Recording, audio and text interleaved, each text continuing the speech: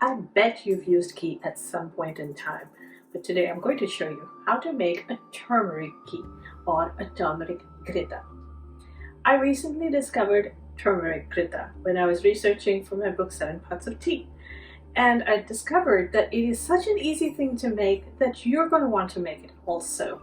And for this recipe, I'm using fresh turmeric from Melissa's. Thank you, Melissa's, for providing me some really good fresh turmeric. So let me show you some of the ingredients that go in here. Of course, you're going to want your fresh turmeric. It slices very nicely and you make really thin slices. And this is about a thumb's worth of turmeric for a single stick of butter. Now this cultured butter comes really handy in making turmeric Ghrita because it really adds a nice grainy texture to the ghee, which is what you're looking for. In addition to the butter, you're also going to need black pepper. Now black whole peppercorns, you don't want powdered pepper, you just want whole black peppercorns. So let's get started on how to make turmeric Ghrita. In my saucepan, I'm going to open up this stick of butter. I'm using a smaller pan because I'm just showing you the recipe for this one stick of butter. As you can tell, the butter itself is really golden, and you start with a cold stick of butter, not room temperature. It won't harm it terribly, it just makes it easier on you when you're trying to put the ingredients together. So I'm going to let this start and let it melt. And as it starts melting, I'm going to add the turmeric, the sliced turmeric, directly into my pot. And while it's melting, I added the fresh turmeric to it.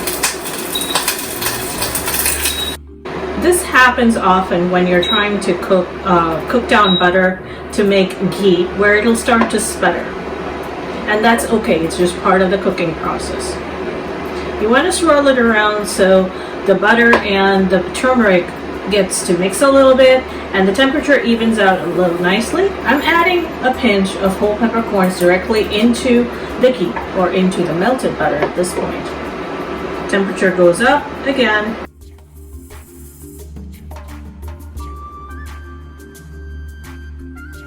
And if you wish, you can stir it along every now and then just to make sure that the butter is not just sitting in one spot.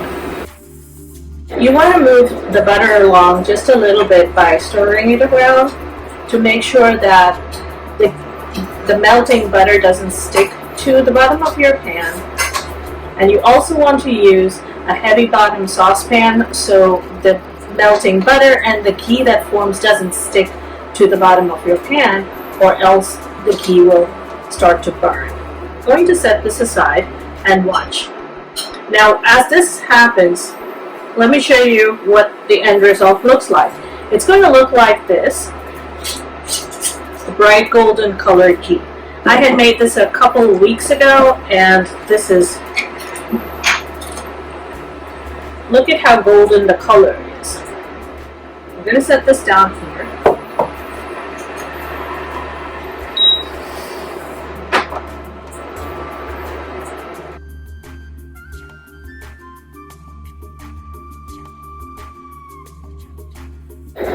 As you can tell, the butter is going to start clarifying and separating into the milk solids and the fat that's part of the butter. You want that to happen because you're going to separate out and take only the fat.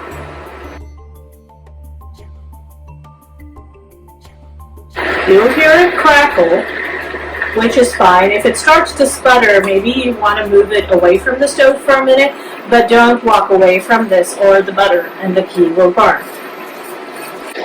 When do you know when it's done? That's a great question. This ghee is kind of a little harder to tell than when you're making regular ghee because it has turmeric in it.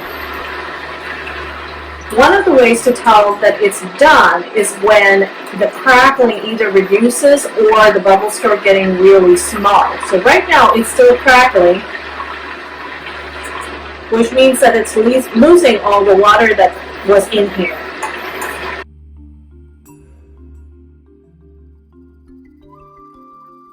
Now this is being done on an induction stove, and it's set at 600.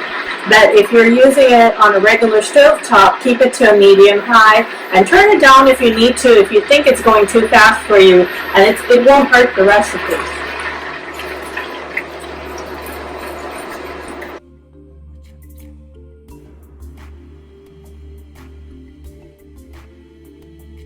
As I'm moving it in here, I'm holding it up close to the side camera, and you'll see how the ghee is actually rather golden in color. It's mostly done, but you need a minute or so more. And on the side, I'm going to tell you what I have ready to go for this. And there is a practical reason for keeping this. I have one of my canning jars with a nice lid, and I have a little dish underneath. I'll be using a little sieve. Let me go back to this. I think this is done.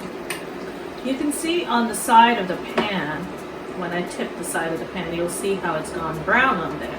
And that means that it has done what it can do with the butter and getting the fat separated out. Now it's just foaming. So I want to move this off from the heat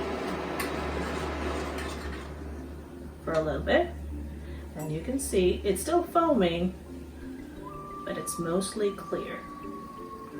Now in this state, this is a good point in time to actually take a pause from it and not try to strain it immediately, because the ghee is still quite hot. And I'm going to move all these things to the side so you can see very clearly what will happen. The reason I do this is to ensure that there are no accidents with this ghee. Believe me, you do not want hot ghee splattered all over your kitchen counter. So having a little pan underneath helps kind of hold that utensil in place. If for any reason your jar is old, or if your jar is not in good shape and it decides to crack and it cannot take the heat, you'll at least know within the first minute or so. All right, it has stopped steaming. So I am going to gently pour this, and go as slow as you need to make sure that there is some cooling happening while you're also pouring. And it's all in here. Now, let me show you something else. I'll bring this closer. This is what remains in your sieve. If you wish, and this is completely optional, if you wish to return some of the turmeric back into the ghee so that it continues to season and continues to stay there, or just as a reminder for you that this is the turmeric Ghrita, so you don't accidentally use it in something else, you're more than welcome to take one or two of the pieces of the turmeric and stick them back into the hot ghee while it's still on hand. And I'm going to add a couple pieces of the pepper back in here.